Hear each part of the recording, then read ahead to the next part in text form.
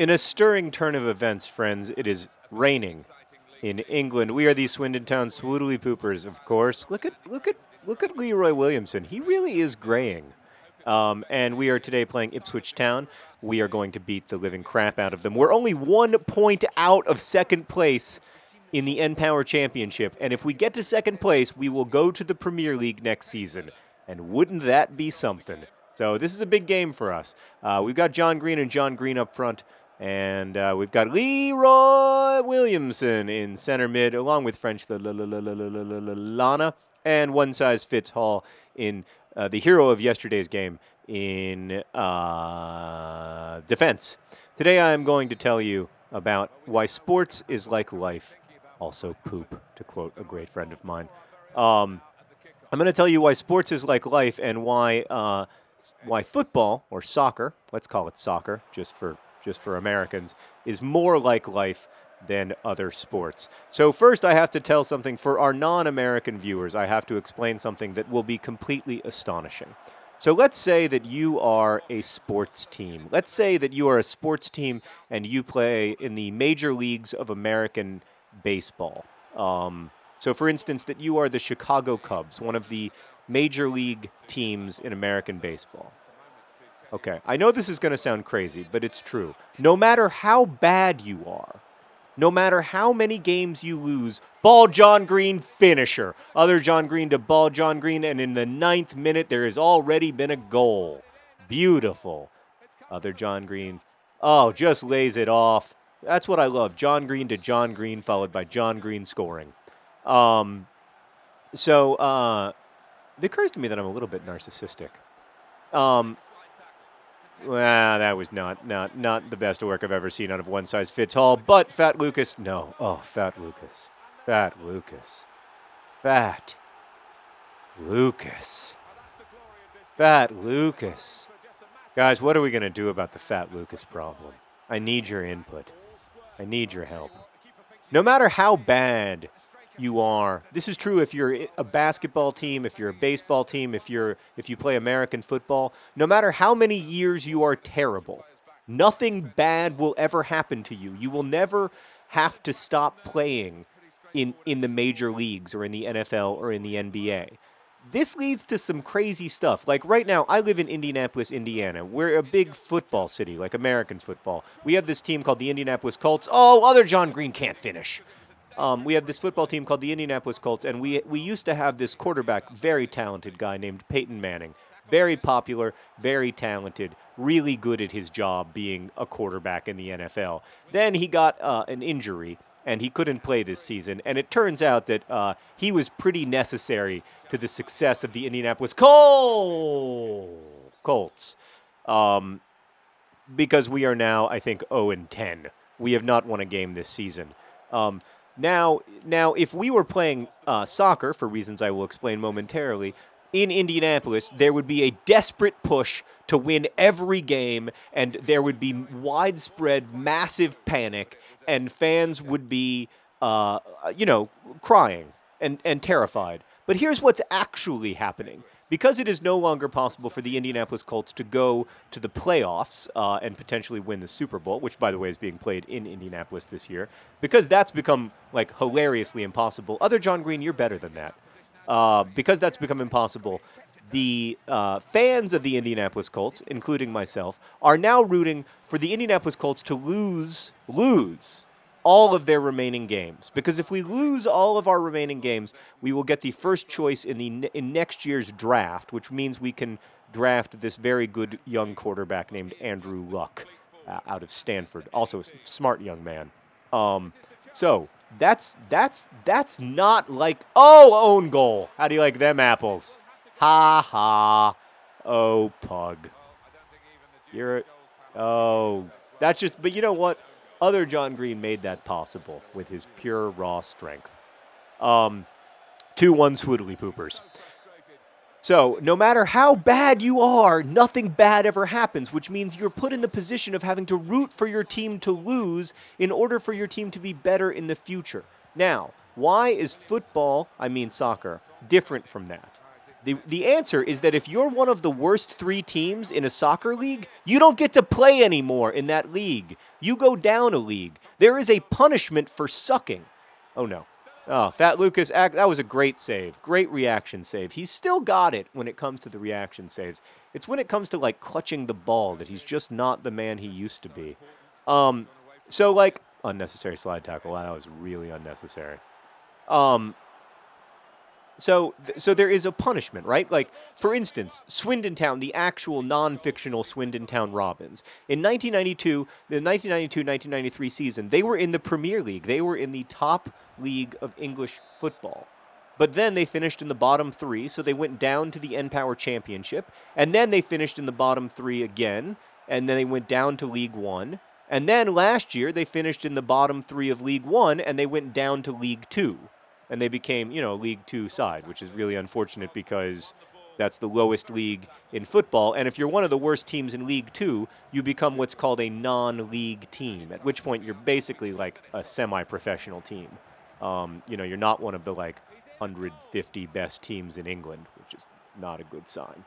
Come on, pass the ball. Oh, he got it caught up in his feet. I apologize to my family and friends for that lack of scoring. I should have scored there. Rampage the Ginger is encouraging Leroy Williamson, who has had a rough first half. All right, so that's the difference that's the major difference. That's the major thing that makes soccer, so much more fun to watch than American football, is that on both ends of the league, the top and the bottom, there is tremendous, everything is on the line. In fact, there is arguably more on the line for the teams on the bottom than for the teams on the top because their ability, the financial health of the club, their ability to go on watching this club they love in front of tens of thousands of fellow fans, off the post and then in. Ball John Green with a great goal. That was all Ball John Green. That was old school pre-injury Ball John Green. Look at that beautiful mustache and that very strange tribal celebration. Ball John Green. I think he intentionally hit it off the post to get around the keeper. That's just great stuff. I love that guy. So that's what makes it so special. Is that the well-being, the health of your team depends upon their ability, if not to win the entire league, then certainly to finish outside of the bottom 3. And that makes it a lot more exciting. Like the last week of the Premier League season the stuff that's happening at the bottom of the table is so much more exciting than the stuff that's happening at the top of the table because staying in the Premier League literally means hundreds of millions of pounds to your club. It means a dramatic change in the well-being of your stadium, in the quality of players you get to have, and your ability to hold on to your best players, things like that. And it's so exciting and nerve-wracking, and every year there are going to be 3 teams who don't get to play in the Premier League anymore. One size fits all? No, come on. Couldn't have been better for you. However, I'm still grateful to him for being the hero of yesterday's game. That was great stuff. Leroy Williamson continuing to have a terrible day. He scores occasionally, though. But we keep him in the lineup because of the occasional scoring. Uh-oh, look at that. What? He is not offsides. That's tough. Just played it a second late. So the reason that's more like life than football is that than like American football is that if in life, if you lose intentionally over and over and over again, you don't get a better draft pick. You just lose. Wow. Fat Lucas caught the ball for once, but he looked a little sketchy doing it. And that's one of the things that really infuriates me is that there is no motivation. Oh, God. We had Ball John Green, a complete breakaway. I'm frustrated with my play today, and I unnecessarily slide tackled to express it a couple times now. There is no punishment. You were never held accountable. And that's true for the owners as well. These owners, the owner of the Indianapolis Colts, nice guy, by the way, is going to have billions of dollars even if his team loses every single game they play for the next 10 years. He'll still be a billionaire. He will never be punished. The value of his club will never go down. Oh, beautiful finish from other John Green. From Ball John Green to John Green, and then John Green puts it in the net. That's how we draw it up.